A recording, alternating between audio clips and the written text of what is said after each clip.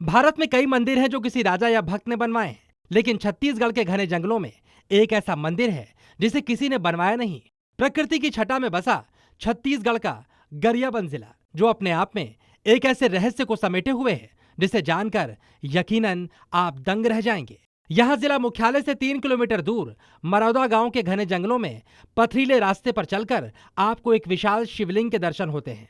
शिवलिंग की ऊंचाई इतनी है कि ये दूर से भी लोगों को दिखाई देता है। इस वक्त भगवान भूतेश्वर नाथ में मौजूद हूँ। आप ठीक मेरे पीछे देख रहे हैं भगवान भूतेश्वर नाथ। ये वही स्वयंभू शिवलिंग है जिसकी लंबाई जो है लगातार बढ़ती जा रही है। इसकी जो लंबाई है वो 70 फीट बताई जाती है और इसकी जो चौड़ाई गोलाकार है वो 220 फीट है। ये अपने आप में जो है विशाल काय शिवलिंग है और ये यहाँ जो है ये जो शिवलिंग है इसको विश्व का सबसे बड़ा शिवलिंग भी कहा जाता है। ये शिवलिंग ना तो किसी शिल्पी की कृति है और ना ही किसी राजा की देन, बल्कि यह खुद पृथ्वी से प्रकट हुआ है, जो इसे और भी रहस्यमयी बना देता है।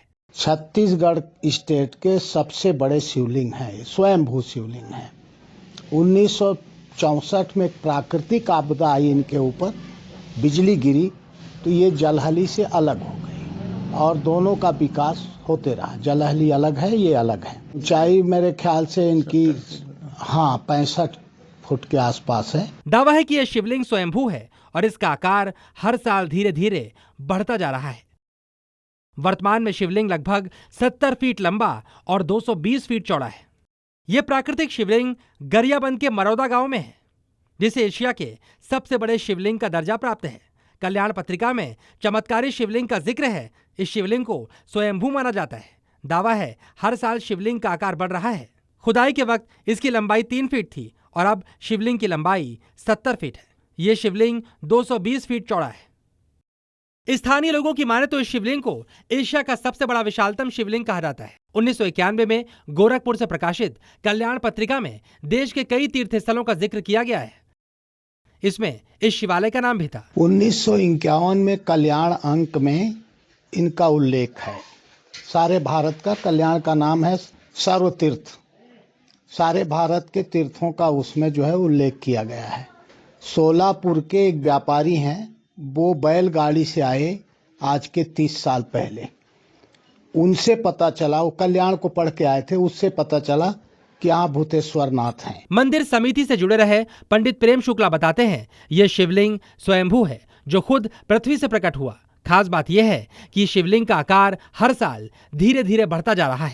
72 से जानता 72 के पहले जो सोलापुर के सेठ हाजी से यहाँ पूजा पाठ करे तो वो पूछी कहाँ भूतेश्वर, तो हम भूतेश्वर नहीं कहने लगा, भकुर्रा कहनगा। तो इसने नहीं यही है, बोले फल फूल लेके आए, पूजा पाठ करीस। भूतेश्वर महादेव को भकुर्रा महादेव के नाम से भी जानते हैं। घने जंगल में एक काले सांड की आवाज आती थी। गांव के लोग इसकी आवाज सुनकर अचंभित रह जाते। जहां पर काला सांड बोलता था वहीं पर शिवलिंग भी मिला। इसी वजह से लोग इसे भकुर्रा महादेव भी कहने लगे। स्थानीय लोग बताते हैं कि 40 साल पहले शोलापुर से एक कारोबारी दंपति तीर्थ करने के लिए पहुंचे थे। उन्होंने कल्याण पत्रिका में प्रकाशित लेख का जिक्र किया। शोलापुर के कारोबारी ने ग्रामीणों को न सिर्फ शिवलिंग का रहस्य बताया, बल्कि वहां पूजा अर्चना भी की और फिर देखते ही देखते यहाँ शिव भक्तों का तांता लगने लगा। उस समय में सरपंच समिति गठित करें और करे के बाद यहाँ वो प्रसाद वितरण चालू करीस और ये हर ऊपर बराबर ही समतल रही से में गांव के बना के ऊपर में चढ़ के रामायण वगैरह भी पढ़े। वो समय मालूम नहीं रही से, अब जब मालूम हुई ना तब एक पूजा पाठ बढ़ते गीस और एक सोर्स बढ़ते गीस। भूतेश्वर महादेव मंदिर में एक जलहरी भी है। ये चमत्कारी शिवलिंग का ही हिस्सा है। लोग बताते हैं 1965 में प्राकृतिक आपदा आई थी। आपदा के दौरान शिवलिंग से जलहरी अलग हो गई थी। हालांकि शिवलिंग के साथ साथ जलहरी का आकार भी धीरे धीरे बढ़ता जा रहा है।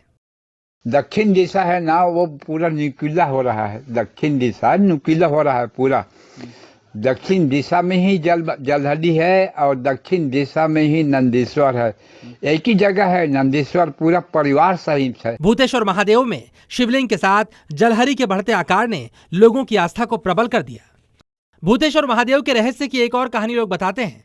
कहा जाता है कि गांव के कुछ चरवाहे घने जंगल में मवेशी चराने गए। उन्होंने देखा एक चट्टान पर गायें अपने आप दूध छोड़ देती हैं। ये खबर गांव के बुजुर्गों तक पहुंची और उन्होंने वहां खुदाई की और वहां पर एक विशाल शिवलिंग मिला। तब से इस स्थान को भूतेश्वर यानी भूतों के ईश्वर के नाम से जाना जाने लगा।